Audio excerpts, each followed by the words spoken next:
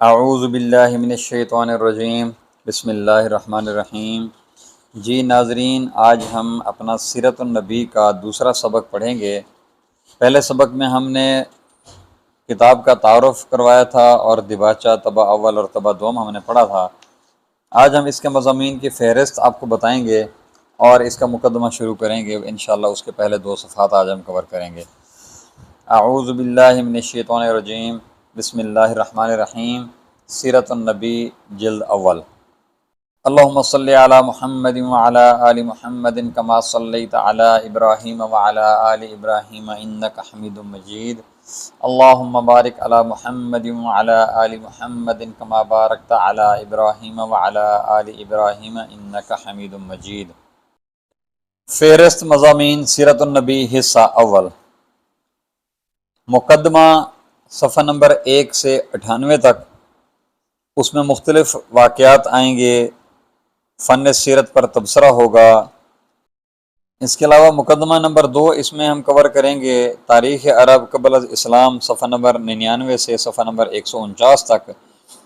حضور نبی کریم صلی اللہ علیہ وآلہ وسلم کا سلسلہ نسب صفحہ نمبر 150 سے 158 تک کور ہوگا۔ ظہور قدسی صفحہ نمبر 159 سے 184 تک ہوگا۔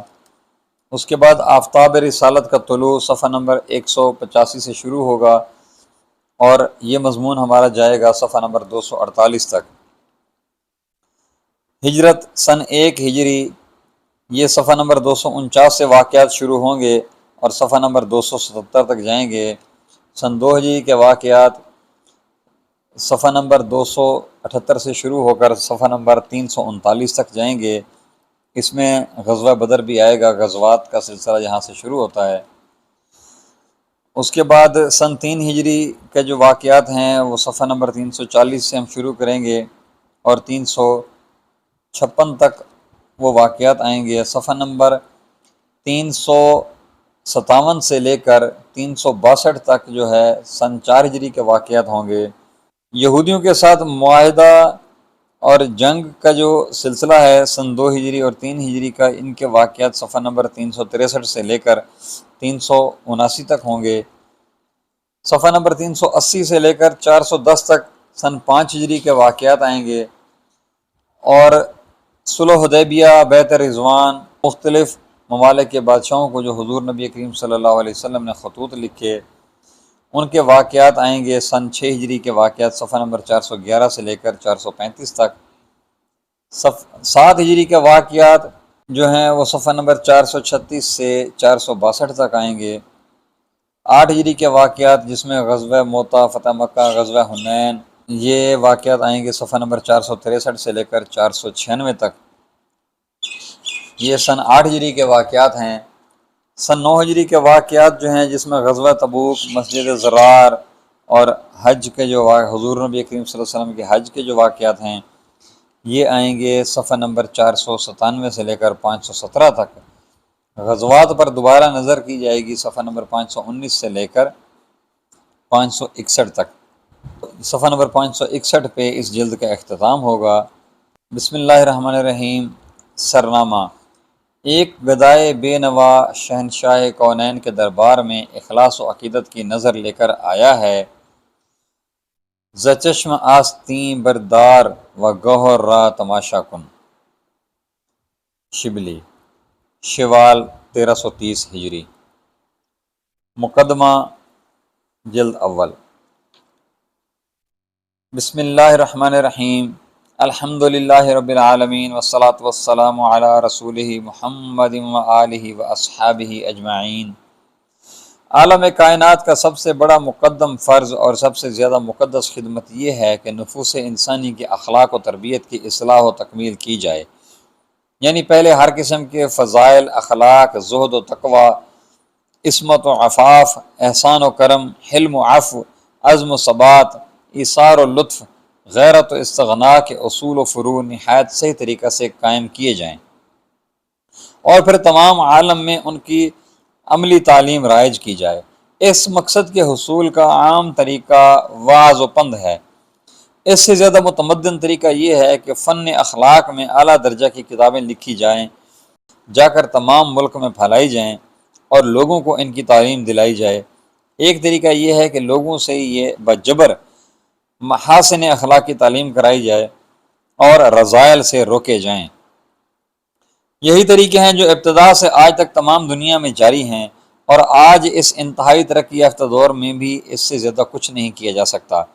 لیکن سب سے زیادہ صحیح، سب سے زیادہ کامل، سب سے زیادہ عملی طریقہ یہ ہے کہ نہ زبان سے کچھ کہا جائے، نہ تحریری نقوش پیش کیے جائیں، نہ جبر و زور سے کام لیا جائے، بلکہ فضائل اخلاق کا ایک پیکر مجسم سامنے آ جائے جو خود ہمتاً آئینہ عمل ہو، جس کی ہر جنبش لب ہزاروں تصنیفات کا کام دے اور جس کا ایک ایک اشارہ اوامر سلطانی بن جائے۔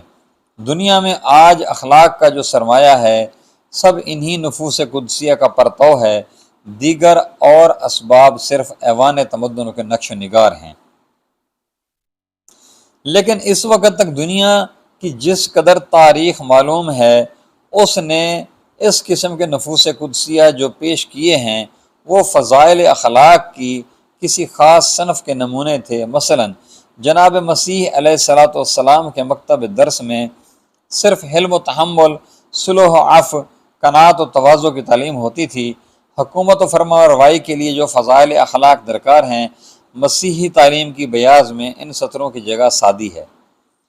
حضرت موسیٰ علیہ السلام اور حضرت نوح علیہ السلام کے اوراق تعلیم میں عفو عام کے صفحے خالی ہیں۔ اس بنا پر ہر قدم پر نئے نئے رہنما کی ضرورت پیش آئی، اور اس لیے عالم انسانی اپنی تکمیل کے لیے ہمیشہ ایسے جامع کامل کا محتاج رہا جو صاحب شمشیر و نگیں بھی ہو اور گوشہ نشین بھی، بادشاہ و کشور کشا بھی ہو اور گدا بھی، فرما روا جہاں بھی ہو اور سبح گرداں بھی، مفلس کانے بھی ہو اور غنی دریا دل بھی۔ یہ برزخ کامل، یہ ہستی جامع، یہ صحیفہ یزدانی عالم کون کی آخری معراج ہے۔ الیوم اکملت لکم دینکم۔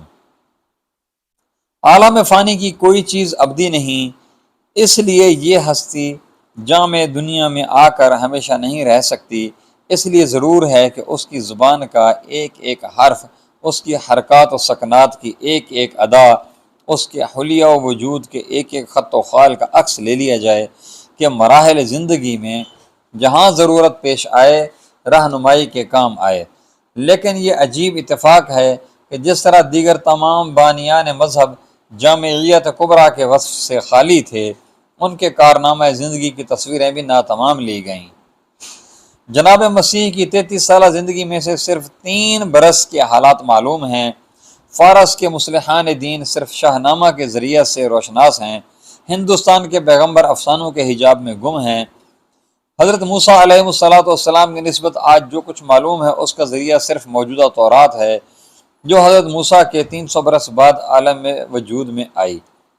یہ قدرت کی طرف سے اشارہ تھا کہ ان کے کارنامے اور اصول تعلیم ابدی نہ تھے، اس لیے نقل و روایت کے آئینہ میں جس قدر ان کا ناتمام عکس اترا اس سے زیادہ ضروری بھی نہ تھا۔ قدرت خود ضرورت کی اندازہ داں ہے، اور جب جس چیز کی ضرورت ہوتی ہے وہ خود ہی مہیا کر دیتی ہے۔ وما علینا الا البلاغ المبین۔ ناظرین، آج ہم اپنا سبق یہاں پر ختم کرتے ہیں، انشاءاللہ کل یہاں سے آگے شروع کریں گے۔